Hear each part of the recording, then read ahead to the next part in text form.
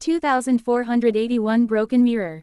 As they drove to the hospital, both Sunny and Effie were alternating between feeling wary and confused.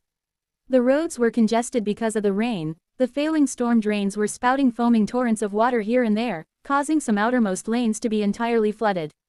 Taller PTVs barreled their way through the puddles, but smaller vehicles had to huddle to the middle of the road, crawling slowly. Sunny's rust bucket was, sadly, one of the latter. My rhino would never. Sunny sighed. At that moment, Effie finally spoke. Why would he want us to handle his case? Her voice was full of suspicion. Sunny hesitated for a while, then shrugged. That depends. Does he really not remember anything, or were we fooled? Either way, we'll find out when we get there.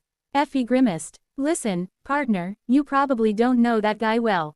But I had the misfortune of conquering 2 nightmares with him, so believe me when I tell you, he is a demon. And not in a cool, sexy way, more so in the creepy, there is something deeply wrong with this bastard way. She paused for a moment, then added somberly. First of all, as you might know already, he is immortal. The great clan Valor and his own father went out of their way to find a way to kill him, but they failed. All they could do was turn a citadel on the chained isles into an inescapable prison to contain him, complete with a transcendent warden and 100 lost guards. But he still escaped, massacring everyone in that citadel in the process. Cassie was the only one who survived. Sunny smiled sadly, but did not say anything. Effie looked at him with a dark expression. In the second nightmare, he slaughtered an entire kingdom. Then, he played Song and Valor against each other and provoked the Battle of the Black Skull. If not for his machinations, Whispering Blade and gods know how many more people would have still been alive. We saw a defiled version of his transcendent self consume literally millions of people in the tomb of Ariel. That thing was not an abomination. It was an entire nation, in and of itself. A bitter smile appeared on her lips. And while he did not swallow millions of people in the real world, he did devour and take out an entire great clan all by himself. Not only that, but by doing so, he completely changed the course of the war between the sovereigns, giving Ki Song a chance to win. He would have conquered the entire sword domain, too, without an army, all by himself, if not for the trick Morgan and Jet pulled off in Bastion. She sighed and shook her head.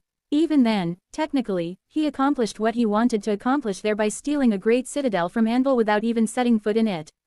And without that cursed demon you somehow lulled to sleep and delivered to me, who knows what would have happened.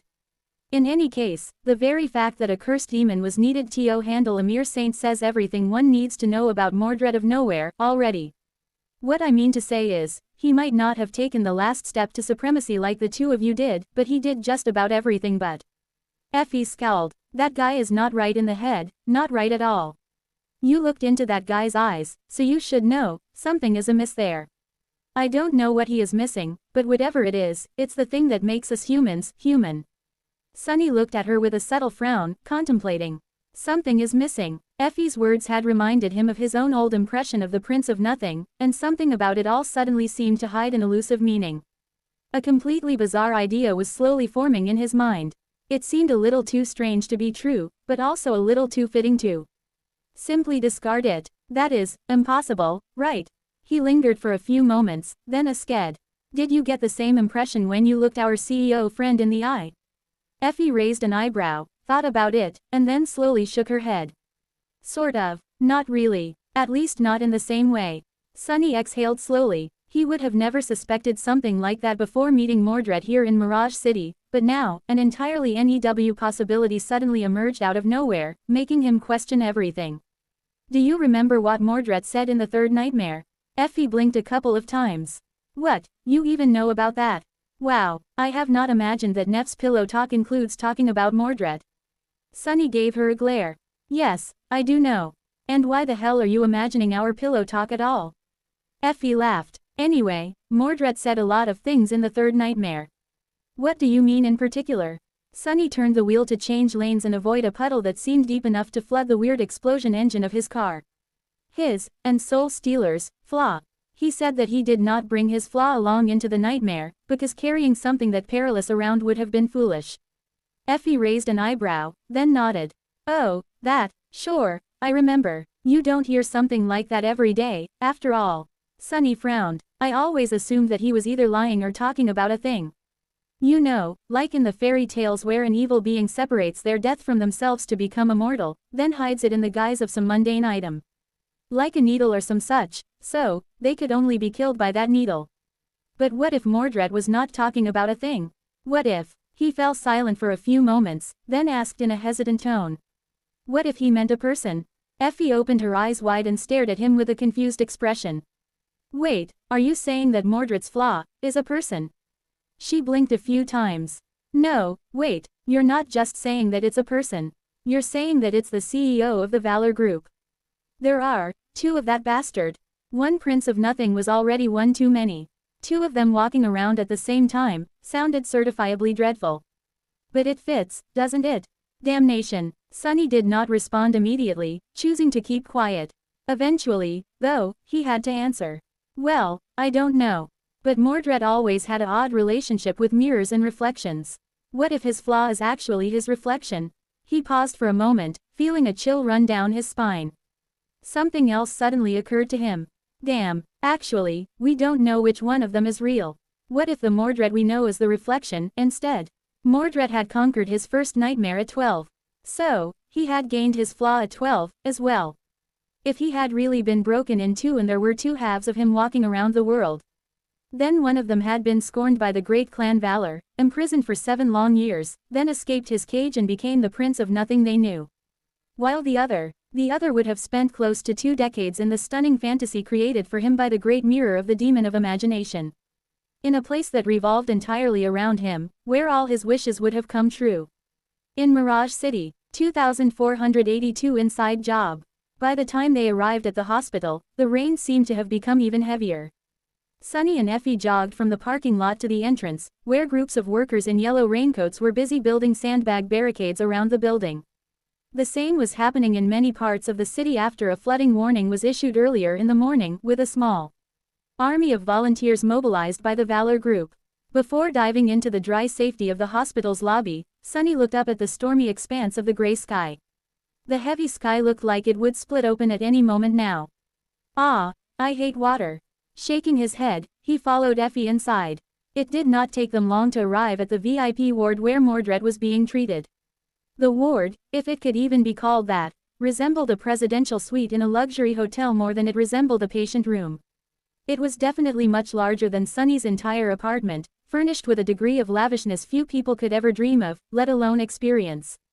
The man himself was in the process of putting on another immaculately tailored, stylish suit while discussing something with one of his plentiful assistants. There was a small piece of adhesive bandage on Mordred's cheek, as well as a few bruises marring his smooth skin here and there, but other than that, he did not look like someone who had just barely survived a lethal vehicle collision. In fact, he looked strangely cheerful. Ah, detectives. Noticing them, Mordred smiled. You are just in time. I am about to be discharged. Would you mind following me to the office? We can talk in the car. Sunny and Effie glanced at each other, then studied the battered CEO of the Valor Group intently. They might have remained silent for a few moments longer than necessary. Ah, yes, no problem. Mordred beamed. Wonderful. Then, shall we depart? What the hell is wrong with him? The CEO of the Valor Group did not feel like Mordred Sunny knew at all. He was too soft, trusting, and nice. However, he did not seem exactly normal, either. Why was he so happy? Even if he had not sustained heavy injuries in the assassination attempt, it was still a traumatic experience. If Sunny was right and this version of Mordred had spent most of his life in Mirage City, then he should not have experienced many brushes with death, let alone with murder and violence. People like that did not usually brim with positive energy after surviving an attempt on their life. Perhaps he's just happy to be alive. They followed Mordred back the way they came. As they did, Sunny asked the question that had been tormenting him for the last couple of hours. Excuse me, Mr. Mordred, but may I ask why you requested my partner and me to be assigned to your case? Mordred glanced at him with a smile. Why, well, I guess you've made an impression. Sunny shook his head. You should know that you are a suspect in another case we are investigating. Needless to say, there is somewhat of a conflict of interest, not to mention that a person of your status would usually feel offended by 2 detectives interrogating them. Considering the vast resources at your disposal, we are not exactly the best choice, are we? Mordred looked at him with a hint of amusement in his strange mirror-like eyes. On the contrary, detective. That makes you the best choice. Effie chuckled. How do you mean? As they entered the elevator, Mordred gave his entourage a nod to stay behind. With only the three of them in the cabin, he said calmly. It is not simple to assassinate someone like me. My security is quite thorough, and yet, someone ambushed my car on the bridge. At the very least, they had to have known the route I was taking, as well as my destination. Which means that my schedule had been leaked. More than that, I changed it on a whim just that morning. So, whoever leaked my schedule has to be quite close to me, a person in my inner circle, most likely. He paused for a moment, then sighed. And while I don't want to brag, I have to point out that the Valor Group has no competitors. We are too vast and powerful to have enemies, so, there is a high chance that this assassination was ordered by someone within the company. You have already demonstrated your willingness to ignore the pressure exerted by the higher-ups of the Valor Group, very few people would. So, you see, that makes you two the best candidates to investigate this case. Sunny stared at Mordred with a strange expression. The young CEO was making a lot of sense, but there also seemed to be something off about his logic.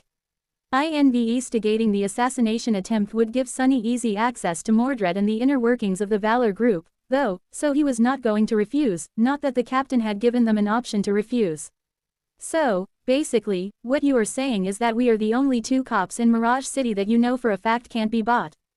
Mordred coughed. I wouldn't personally put it quite that way. I am sure there are countless honest and trustworthy people in the Mirage City Police Department. It is just that I do not know them personally. Sunny nodded. If you say so. They arrived at the lobby of the hospital, where another part of Mordred's entourage was already waiting. 3 umbrellas were open to protect him, Sunny, and Effie from the rain, and they were led to a luxurious PTV in a private parking lot, different from the one destroyed in the CRA shish, but similarly lavish and stunning. Mordred turned. You must have arrived in a car of your own. I wouldn't want to inconvenience you, so let me ask my driver too. Oh. He froze for a moment, a hint of a mournful expression appearing on his face. Sunny glanced at the file he had retrieved from the hospital administration before coming to see Mordred. I am sorry for your loss. I heard that he passed away in the operating room. Mordred remained silent for a few moments, then nodded. Yes, I've been told that he did. His personal assistant took the driver's seat, while Mordred, Sunny, and Effie entered the passenger compartment. Lowering himself on a soft leather cushion, Sunny looked around with a strange expression. What the hell? He had assumed that all archaic PTVs were like his pitiful rust bucket. But Mordred had been moving around in this palace on wheels this whole time. No, it was merely his backup palace on wheels. Sunny blinked a few times. The ancient times held many secrets. 2483 Internal strife. Sunny studied the luxurious interior of Mordred's opulent PTV, feeling a little, no, he was definitely not envious. Not at all. Whatever. There's no mobile command center or essence converter here, bah. There's no bed, even. What a peasant. He cleared his throat and opened a notebook. So, Mr. Mordred, would you tell us what happened? Mordred checked his seat belt, then leaned back and sighed. An opaque screen rose at a press of a button, separating the passenger compartment from the driver's cabin. Well, there is not much to tell, really. That truck suddenly turned, brushed against the escort vehicle, then crashed into my car and continued pushing until we both went through the railing and fell into the river. By the time I came around, water was already streaming inside, and my driver was unconscious.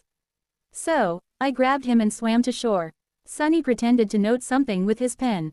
And then what happened? Mordred shrugged. Then, nothing, I guess. My security arrived first, then the ambulances. I was taken to the hospital, and here we are. Sunny and Effie glanced at each other. He lingered for a moment, then asked in a neutral tone. The last time we spoke, you mentioned that your blood could have been planted on the crime scene, and that there are many people who would wish you ill. The next day, there was an attempt on your life. Do things like that happen to you often, Mr. Mordred? Mordred shook his head. No, this is the first time, actually. Sunny studied him for a moment. Did you not say that your sister tried to harm you? Mordred's expression darkened. That was an entirely different issue. Morgan was just confused. She was not herself. Not herself. Sunny frowned. ISEE. Well, in any case, you indicated that someone inside the Valor Group might be behind the attempt on your life. Do you have anyone particular in mind? Mordred shook his head again. Not really. That's not helpful at all. Effie, who had been enthralled by the snacks in the lavishly stocked bar of the PTV, finally joined the conversation. Leaning forward a little, she asked with a smile. Let us put it that way, who would benefit the most if you were removed from your position? Who would gain the most? Mordred remained silent for a few seconds before saying in a hesitant tone. I guess, it would be the chairman of the board. He and I clash often regarding various issues. His vision of what the Valor Group is supposed to be is different from mine. And unless my father decides to come back from retirement, he would be the logical choice for the next CEO in case I vanish one day. Noticing a sharp glint in their eyes, Mordred laughed and raised his hands. Oh, but please don't misunderstand. It could not have been him. The chairman, he's my uncle, you see. I know what is being said about us conglomerate families, but we are not like that at all. He would never do anything to hurt me. Sunny raised an eyebrow. Your uncle, Mr. Maddock, I presume. Mordred nodded. The one and only. He is my father's older brother. How morbid. Whispering Blade was dead in the real world, but his reflection was still alive and well in Mirage City. Not only that, but just like his real self, he had lost the battle of succession to his younger brother, and then, to his nephew as well. The picture practically drew itself. An affluent family, a power-hungry uncle, a conspiracy to steal control of the family business from the young prince. Well, Mr. Mordred, you might be sure that your uncle would never conspire against you, but as detectives, we must investigate all possibilities. So, if you don't mind, we would like to interview him, as well as a number of other people in your immediate circle. The staff of your manor, for example. Mordred nodded. By all means. I hope we can get to the bottom of this unfortunate incident. Ah, but it will take some time to arrange all the interviews. Maybe we can start tomorrow. Sunny and Effie asked a few more questions, slowly drawing the picture of the internal politics of the Valor Group. They subtly tested Mordred to see who he really was, as well. Some time later, the PTV arrived at its destination. Mordred smiled apologetically. If you'll excuse me now, detectives, I have already been absent for too long, so there's a mountain of paperwork awaiting me. I will ask my new driver to drive you back. He made to leave, then hesitated for a few seconds and chuckled. Oh, I have a request. If it's not too forward, Detective Athena, may I ask for your autograph? He picked up an exquisite round coaster and offered it to her along with a pen that seemed to be more expensive than everything the two detectives owned put together. His slightly shy smile was quite charming. In honor of your famous discus throw that brought Mirage City the golden medal. Effie took the pen, lingered for a while, then laughed and signed it. I can't believe that the CEO of the Valor Group is my fan. How strange, I'll have to tell my husband. Taking the coaster, Mordred flashed them another smile. Then, if you'll excuse me. With that, he left. The ride back was spent in silence. Since the interview with Chairman Maddock and other employees of the Valor Group was scheduled for tomorrow, Sunny and Effie had to do a lot of research, so, they were buried in their communicators, studying everything there was to study on the network. The sandbag barricade around the hospital had grown a little taller in their absence. Climbing back into Sunny's car after experiencing the luxury of Mordred's palatial PTV felt like a letdown, but neither of them really cared. As soon as they were alone, their expressions changed. Sunny looked at Effie and raised an eyebrow. So, what do you think? She pulled out the snacks she had pilfered from Mordred's car and smiled darkly. He seems nice. I am entirely sure that he is not. Mordred. Sending a handful of honey-glazed almonds into her mouth, Effie chewed them happily and added. I am also sure that the bastard is lying. 2484 Nature vs. Nurture. Sunny scoffed. Well, obviously. Opening the preliminary autopsy report of Mordred's dead driver, he shook his head. The report says that he died from the injuries received in the crash, and Mordred's retelling of the events corroborates that. It is weird, though, I have not heard of vehicle crashes that leave knife wounds behind.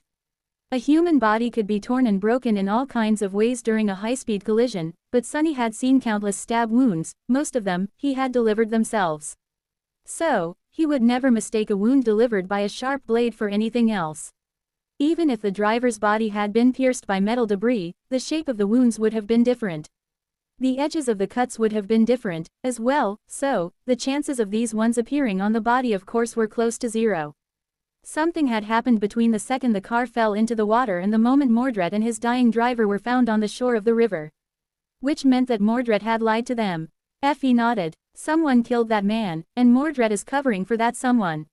She lingered for a moment, then sighed. Also, I think that your theory was true. Sunny raised an eyebrow. Because of that discus thing? Effie nodded again. Yes. I wasn't sure at first, but after rummaging in my counterpart's memories, it is obvious. That guy might not be the Mordred we know, but he was testing us. She won many medals, but her most famous win was a record-breaking spear throw, not a discus throw. She actually messed up while throwing the ladder. She gripped the discus so hard that it cracked and fell apart in the air. It was a pretty lackluster performance. Sunny frowned. He was definitely testing us, but what was he trying to find out? Effie looked at him somberly. Whether or not I am the real Detective Athena, I presume. Sunny exhaled slowly, which means that he's aware that someone could have taken her place. Which, in turn, means that he remembers the outside world. Effie chuck led. That is why he did not react in any way when I told him to snap out of it.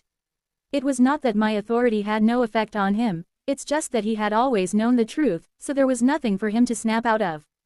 Sunny rubbed his face tiredly. There really are two of him.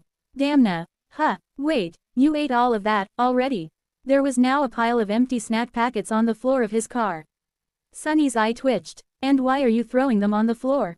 My PTV might be a scrap heap, but it is not a trash heap. Pick them up immediately. Effie coughed a few times, then picked the packets up and rolled them into a ball. These morsels were pretty sweet, by the way. Oh, sorry for not leaving you any. Sunny glared at her. Whatever, I'll forgive you this time. Only a sick lunatic like you would eat something covered in honey, anyway. He shivered. Effie laughed. How about we go back to that diner and eat something? It's on me, partner. Sunny scoffed. Sure, spending illusory money to treat me to an illusory meal, how generous of you. Soon enough, they found themselves in the familiar decrepit diner. The food was just as delicious as it was the previous time, though, neither Sunny nor Effie was in the mood to discuss serious matters at the moment, so they simply enjoyed it in silence. Eventually, Effie sighed in satisfaction and looked outside. What a turn of events, huh? Makes me wonder, if I had an evil twin, what would she be doing? She chuckled and shook her head. Then again, I did have an evil twin for a while, in the tomb of Ariel. She just went around devouring nightmare creatures, and people, I guess. Effie's expression changed. Wait, does that make Soul Steal an evil twin of an evil twin? That's like, double the evil. Sunny smiled faintly. I am not sure that it's so simple, that there's a nice and evil version of Mordred. Who knows, maybe if the Mordred we know grew up in the idyllic Mirage City, he would have been nice too. And if the CEO of the Valor Group experienced everything his other version experienced, he would have become an insane bastard too. Effie shook her head. Nature versus nurture, huh? No, there's definitely something wrong with Mordred, the one from the real world, I mean. He would have been an eerie creep even in Mirage City. She looked at him with curiosity and asked. What about you, partner? If you had an evil twin, what would he have been doing? Sunny smiled. No idea. Who says that I'm not the evil twin? Effie laughed. Oh, have you done a lot of evil things? He shrugged. Did you think that I became a sovereign by being kind and good to people? I killed those who could not defend themselves, betrayed those who trusted me, and chose myself at every step of the way. Well, sure, I did a lot of good things too, saving the powerless, standing by my allies, and spilling my own blood for the sake of others. I guess it all balances out, in the end. Sunny sighed. Nephews and I, we were prepared to sacrifice millions of lives if it meant getting rid of the sovereigns. Something like that, is exactly the kind of thing I hated the sovereigns for, you know. So even if I am not evil, I am at least a hypocrite. Oh, coincidentally, hypocrites are what I hate the most. He laughed at the irony. I guess an opposite version of me would have been selfless, kind, and honest, and dead because of it, most likely. Effie studied him for a while, then shook her head and smiled. No, stop pretending. I know you're not evil, Shadow Boy. Sunny raised an eyebrow. Do you? How so? She shrugged. Well, it was what you told us back when Nephews first brought you along, wasn't it? You said that you knew yourself to be a killer, and that you hoped that all the killing you did change the world into the shape that allowed better people than you to build things. Even if they had to build them on the ruins left in your wake. Effie smiled. I did not show it then, but I was actually quite touched by that speech. I thought, what a nice guy. Inferior to Master Sunless in all regards, of course, but still a catch. She laughed. Who knew the two were one and the same? It's like the best of both worlds. Lord of Shadows in the streets, Master Sunless in the... Sunny threw a napkin at her. Cut it out, damn it. 2485 hardest part. Sunny remained silent for a while, then sighed. He wanted to drink something with more bite than water. Coincidentally, a familiar green palisade of soju bottles was looking at him invitingly from a nearby display, begging to be bought. He raised an eyebrow. Since when do I crave alcohol? Sunny had avoided alcohol entirely for many years after the Forgotten Shore. He only allowed himself to enjoy it from time to time now because his rank made him all but immune to intoxication, so he could enjoy an occasional glass of wine without suffering the consequences of imbibing it. But at the moment, as a mundane person, he once again wanted to stay as far away from alcohol as possible. It was just that the devil detective's body, it seemed, had its own opinion. Maybe he was someone's better twin, after all. Looking away from the soju bottles, Sunny glanced at Effie. Lord of Shadows, Master Sunless, and the rest of me. I'd think that if anyone could understand my double life, it would be you. She arched her eyebrow. Me, I'm an open bow okay, though. How come? Sunny shrugged. Well, everyone else is doing just one thing. Neffys, Cassie, Kai, Jet, me, we are all at war, and we live and breathe that war. But ironically, the war beast herself, you, is a warrior, a wife, and a mother. Waging war and playing house are two different things, two different lives. Not that there is wrong with that, just, seems strange, to me. Effie stared at him for a few moments, then laughed. Gods, aren't you something? What is wrong with both being a warrior and having a life? I didn't invent it, you know. People have been doing just that since the dawn of time. War, plague, famine, the spell, nothing has ever managed to stop us humans from forming families and making babies. That is our nature. If anything, it is you guys who are weird. Sunny scoffed. I already said that there is nothing wrong with that. Effie remained silent for a bit, then sighed. I'll admit, though, it's not easy. Being away for long stretches of time is not easy. Not knowing whether I'll get to come back is not easy. Thinking about what will happen if I do not is hard.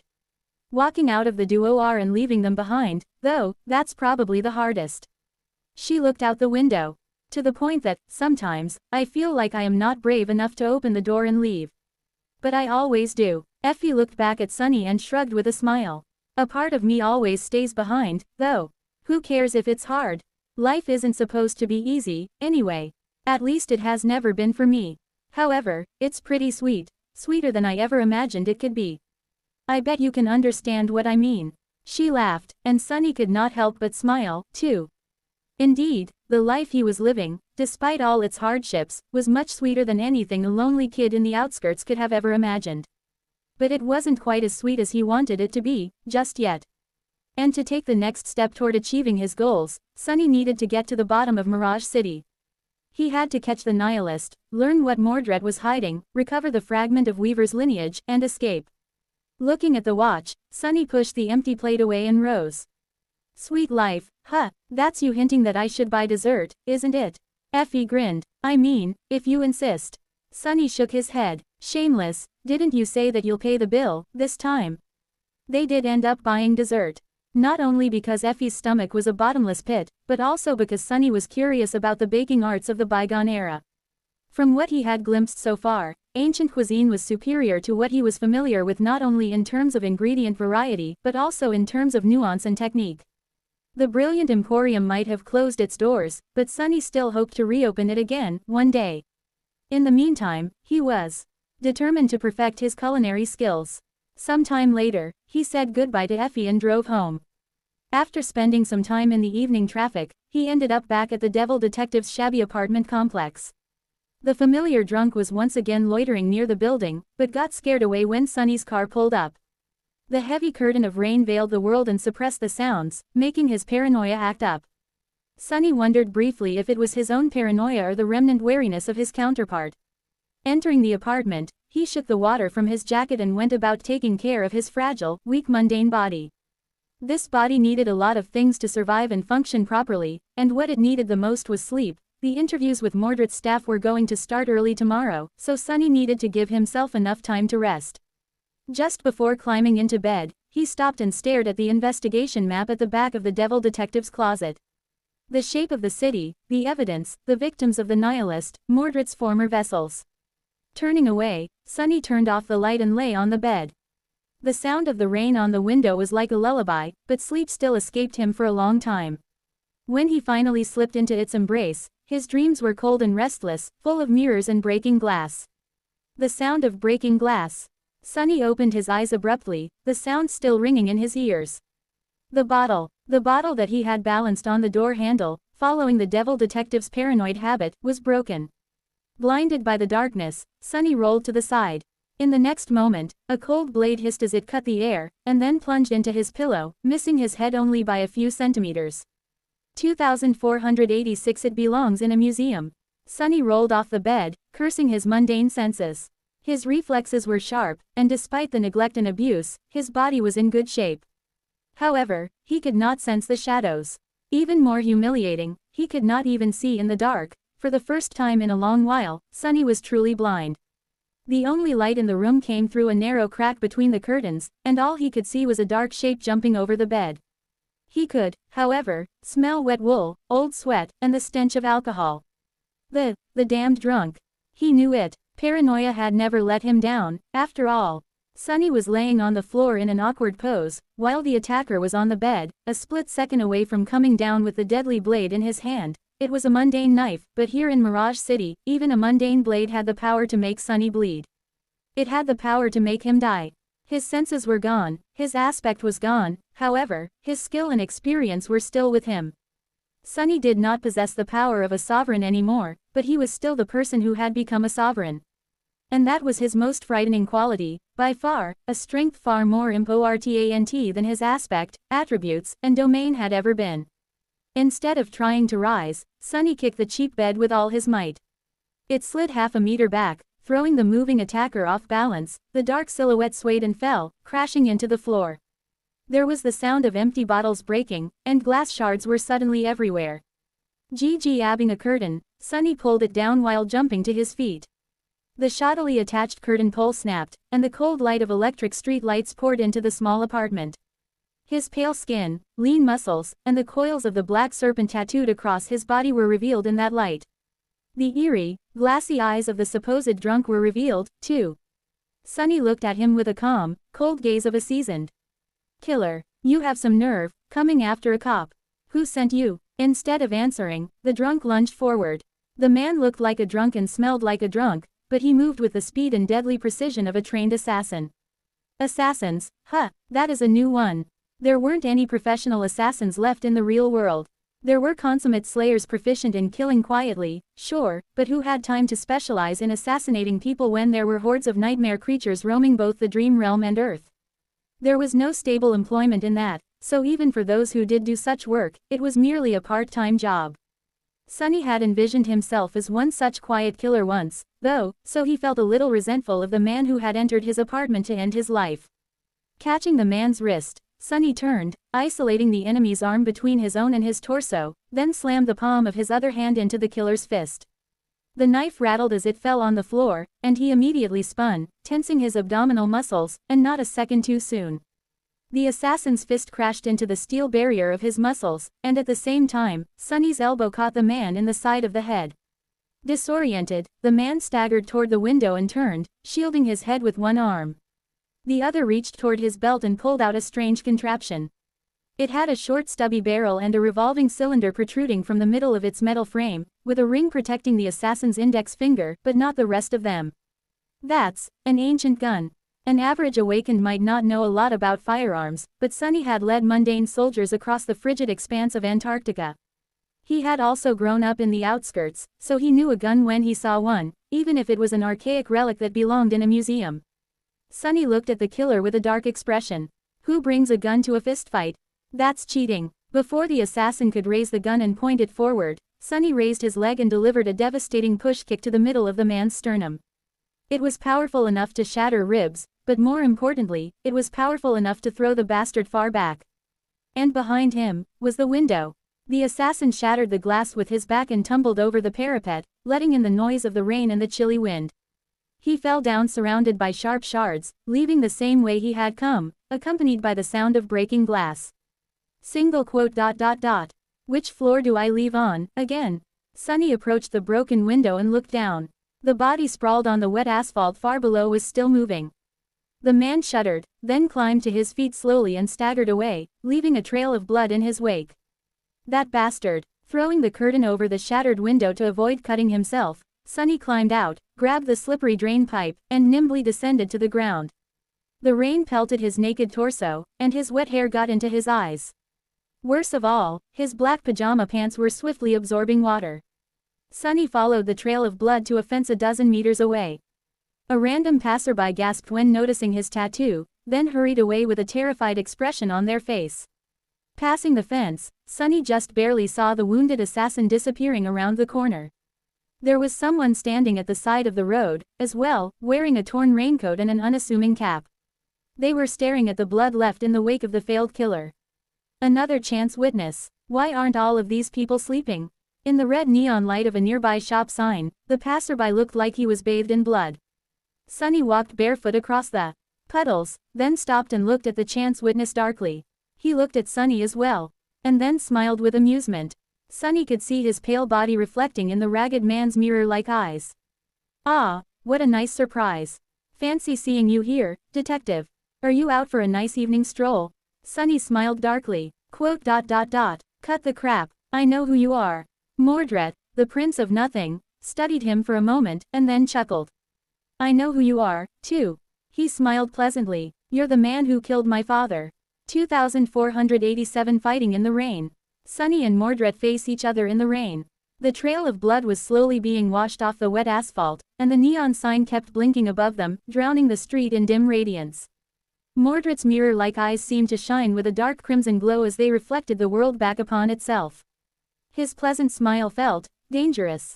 Feeling a bit hateful was only natural for someone who knew that Sunny had killed their father, even if the source of that hate was somewhat unconventional in this particular case.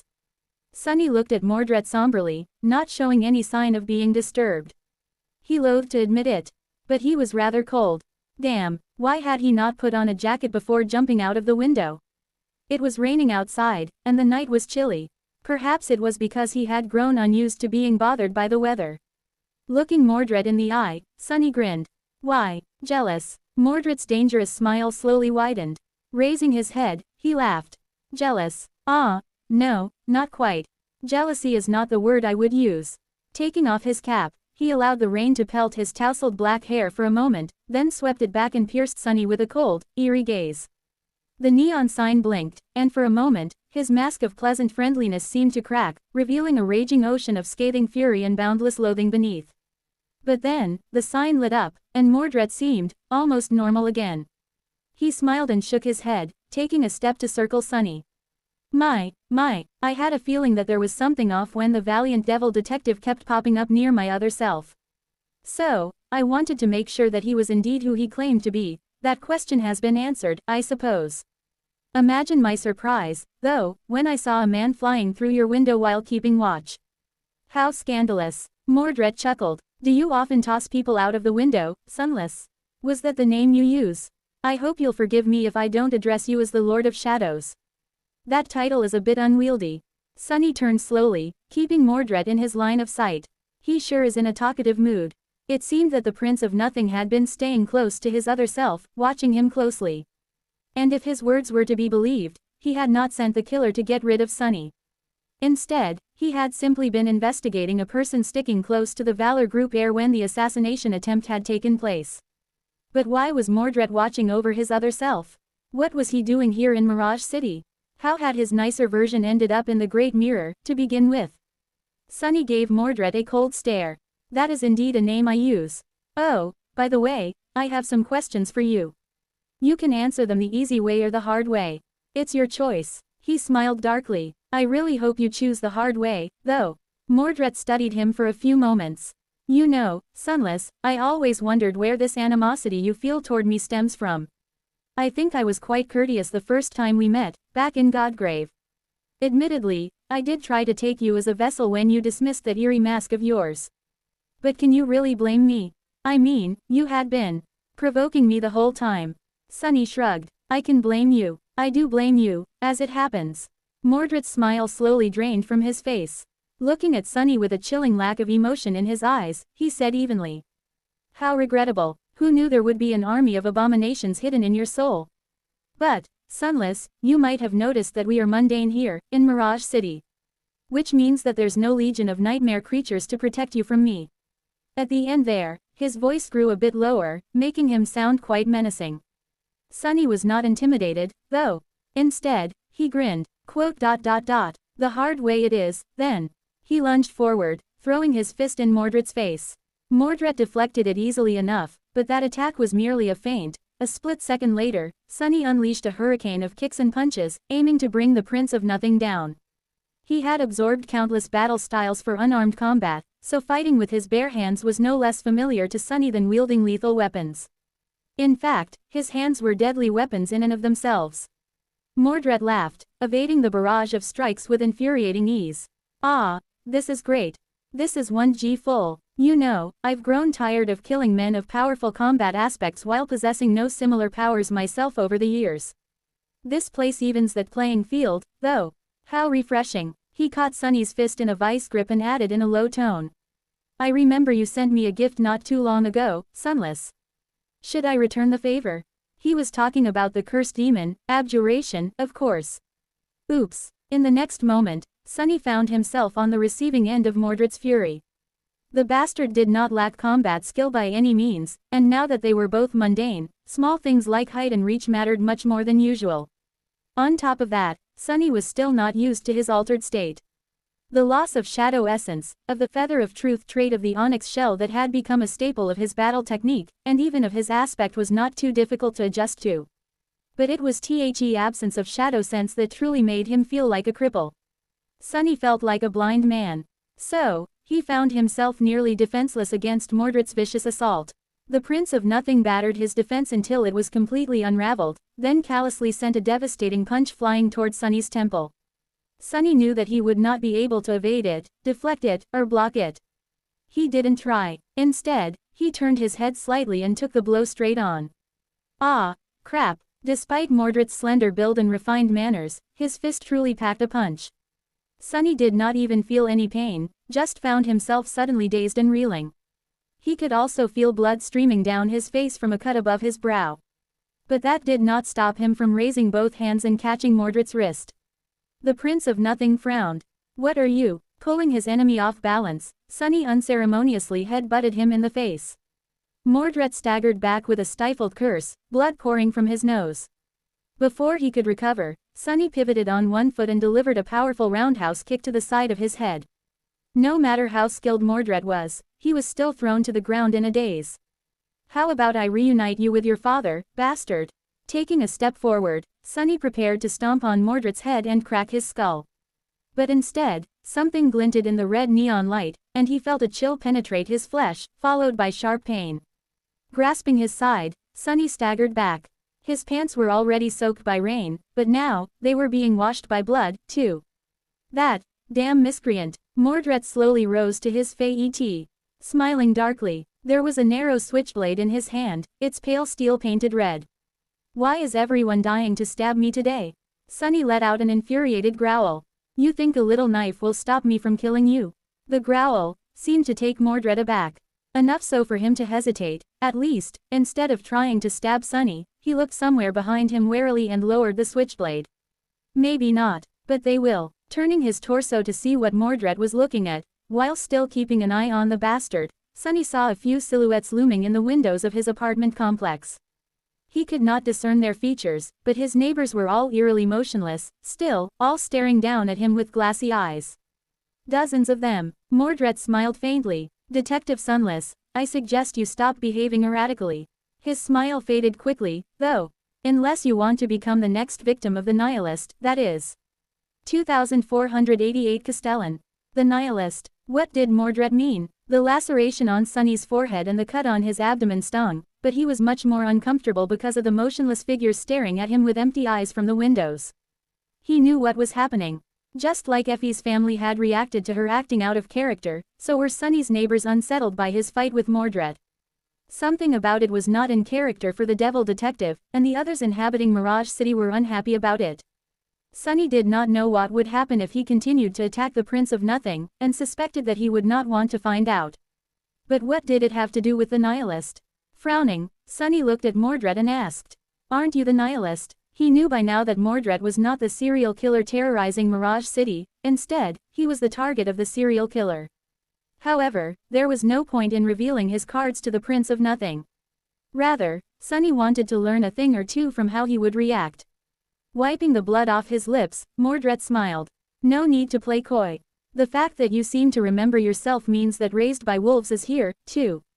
And she would have recognized the faces of my vessels, given time. So, you know that I am not the Nihilist." Sunny raised an eyebrow. "If not you, then who?" "Your other self." Mordred laughed. "That pathetic creature. Goodness, no, he's too useless to kill anyone. Not a fan of his good twin, then." Sunny grimaced. "So who is going around massacring people?" Mordred stared at him for a few moments, then leaned down to pick up his cap. "Why should I answer? It would be foolish to share information with someone who is here to kill me." Sunny blinked a couple of times. Here, to kill him. His mind spun at high speed. No, it made sense.